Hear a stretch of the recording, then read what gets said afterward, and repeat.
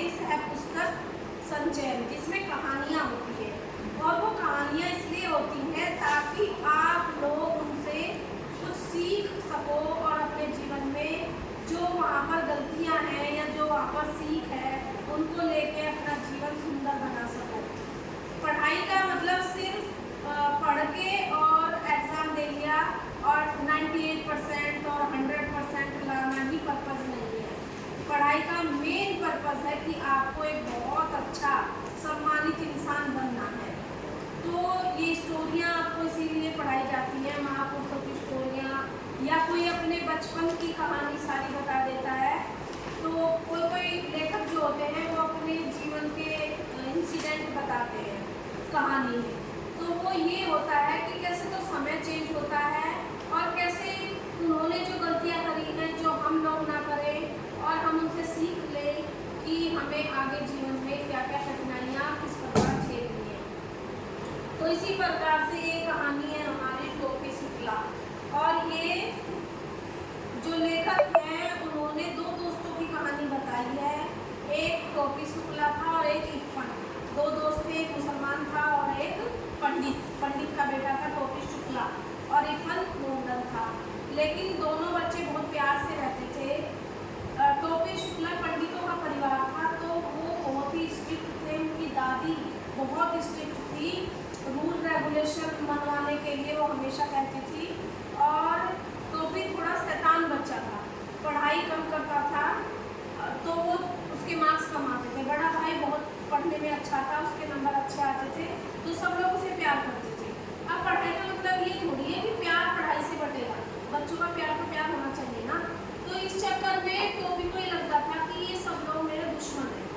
उसके छोटे से बचपन से उसके मन में आने लगा कि सब बेकार है। तो उसकी एक नौकरानी थी उनके घर में, तो वो नौकरानी को भी बेचारी बहुत डांट पड़ती थी। अब वो दोनों बैठ के बातें करते थे, तो नौकरानी से उसकी बहुत ज़्यादा विचार मिलते थे। और नौकरानी से जब डांट पड़ती थी नौकरानी प्यार करती थी कि कोई बात नहीं, मम्मी पापा और दादी तो डांट ही देते हैं। तो दादी से अक्सर डांटती थी। अब ये होता था कि जिस बच्चे का ये हो गया ना कि ये बहुत शैतान है, तो वो चाहे गलती करे बिना उसी के नाम लगती थी। तो वो जो टोपी था, एक दिन उसने वो गलती करी भी नहीं थी और उसके बड़े भाई ने आकर कहा कि मैंने देखा था इसे, ये वहाँ बाजार में अंडे खा रहा था। तो भाई पंडितों का परिवार है, दादी बहुत गुस्सा हो गई, और जबकि अंडे को खुद खा रहा था बड़ा भाई, लेकिन टोपी ने तो शिकायत नहीं करी और उसके बड़े भाई ने उसका नाम लेकर उसे पिटवा दिया। और पिटवा दिया इस चक्कर में कि वो काम नहीं कर रहा था, कहना नहीं मान रहा था, और बड़े भाई ने कुछ काम बताया था बाहर से लाने को चीज़, टोपी ने मना कर दिया, तो बड़े भाई ने उसे ही झूठी शिकायत लगा के पिटवा दिया। तो इस टाइप से टोपी को बहुत गुस्सा आता था, तो वो अपने रूम में जाता था। तो अक्सर उसकी दादी, सॉरी उसकी जो नौकरानी थी, वो उसको संभालती थी और उसको प्यार करती थी। उसकी मम्मी भी प्यार करती थी, लेकिन कभी कभी वो भी गुस्सा हो जाती थी कि टोपी मैं तुम्हें कहाँ तक संभालूं, तुम कितनी शैतानी करते हो और पढ़ते बिल्कुल नहीं हो। तो उसकी दादी बहुत एकदम पंडिताई थी। एक दिन टोपी खाना खा रहा था, तो उसके मुँह से निकल गया कि अम्मी और दे दो। तो भाई पंडितों के परिवार में ये कहा जाता है, मुंडन वर्ड यूज करता है, इसने ऐसा क्यों किया, उसे बहुत डांट पड़ी इस चक्कर में।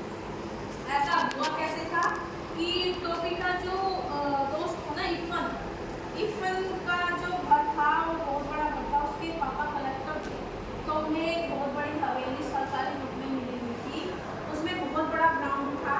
टोपी और इरफान उसमें क्रिकेट खेला करते थे। और जो इरफान की दादी थी वो टोपी को बहुत प्यार करती थी, और इरफान की दादी इसलिए अपने घर में रुकी रहती थी कि वो गांव की थी, बुलंदशहर इधर साइड पूरब में वो थी गांव की रहने वाली, लेकिन उसकी शादी एक मौलवी से हो गई थी। और मौलवी उसको, वो बेचारी अच्छे से मस्त खेलने कूदने वाली, और गांव में जब गीत वीत होते हैं, शादी होती है, उनके घर जाने वाली, नाचने वाली, और हांडी का दूध पिया है उबाल के उसने, ये गांव की सारी चीज़ों से अच्छी लगती थी। और मौलवी उसे बिल्कुल पर्दे में रखते थे, उसे कहते थे कि दादी को कि मौलवाइन बन के रहो, एक रुतबा है मेरा, मैं मौलवी हूँ। तो तो इरफान की दादी को ये अच्छा नहीं लगता था। अब जब इरफान के पापा का जन्म हुआ और इरफान का, तो दादी चाहती थी कि मोहल्ले पड़ोस से सारी औरतें आए, गीत गाएं, मिठाई बटे, लेकिन मौलवी साहब अपने टसल में रहते थे कि सारी औरतें हमारे घर में कैसे एंट्री कर सकती हैं, तुम ये कहाँ से इस तरह के वो लाती हो रिवाज निकाल के। तो इरफान की दादी भी दुखी सी रहती थी। जब टोपी जाता था तो वो इरफान को टोपी को बिठा के बहुत अच्छी अच्छी स्टोरियाँ सुनाती थी, बचपन की अपनी बातें सुनाती थी। तो टोपी को इरफान की दादी बहुत पसंद थी। एक बार जो था वो टोपी और इरफान स्कूल में बैठे थे, तो अपनी दादी के बारे में बात कर रहा था इरफान। तो टोपी कहता था कि दादी बदल लेते हैं, तुम मेरी दादी ले लो और मुझे अपनी दादी ले लो। तो एक दिन ऐसे ही हुआ, तो वो बातों बातों में कहने लगे कि भाई इरफान तेरी दादी कभी ना मरे, मेरी दादी मर जाए।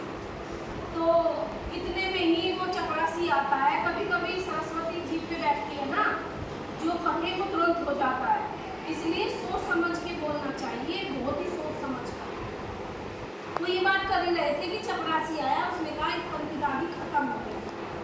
तो वो टोपी बहुत रोया, उसने कहा कि तेरी दादी की जगह मेरी दादी मर जाएगी। और तो फिर वो चला गया इरफान घर पे। तो टोपी भी अब और कहानी सुनाए, दुखी सा रहने लगा। इसके बाद तो इरफान के पापा का तबादला हो गया, उनका ट्रांसफर हो गया और वो चले गए।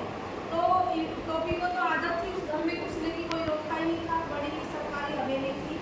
वहाँ पर एक बहुत ही दूसरे कलेक्टर आए, उनके 3 बच्चे लड़के थे और वो बहुत ही प्राउडी से थे। तो इरफान टोपी ने सोचा कि मैं यहाँ दोस्ती करूँगा, वो अपनी आदत से गया वहाँ। तो वहाँ पर 3 बच्चे वो क्रिकेट खेल रहे थे और उनका गार्ड खेल रहा था। तो उसमें एक बच्चे ने गेंद जानबूझ के ऐसे मारी और सीधी टोपी के मुँह पे लगी और फिर वो सारे हंसे। तो उसने कहा तुम कौन हो, यहाँ कैसे आए? कि यहाँ मेरा दोस्त रहता था इरफान, कि अब यहाँ कोई नहीं रहता है, तुम यहाँ कैसे आए हो? तो टोपी को बड़ा दिल टूट गया उसका कि ये लोग किस तरह से मेरे साथ मजाक कर रहे हैं, मेरा मजाक बना रहे हैं। फिर वो घर चला जाता है अपने, और फिर कभी टोपी नहीं मिलते हैं। तो जो टोपी था उसके बचपन में जो कमियाँ थी जिस कारण वो दुखी होकर अपना प्यार दूसरे परिवार में ढूंढता था। तो ये स्टोरी ये भी सिखाती है कि हिंदू और मुसलमान में कोई फर्क नहीं होता, वो दोनों एक ही परम पिता के इंसान हैं। हम लोग यहाँ पे आके हम मुसलमान हैं, अपने आप को अलग करते हैं, हम हिंदू हैं, हम अपने आप को अलग करते हैं, ऐसा कुछ भी नहीं है। उनमें प्यार आपस में कितना था, इरफान और टोपी में वो नहीं जानते थे कि ये हिंदू है और ये मुसलमान है। तो ये कहानी हमें ये शिक्षा देती है कि हमेशा मिलजुल कर प्यार से रहो, कुछ अच्छा काम करो ताकि जीवन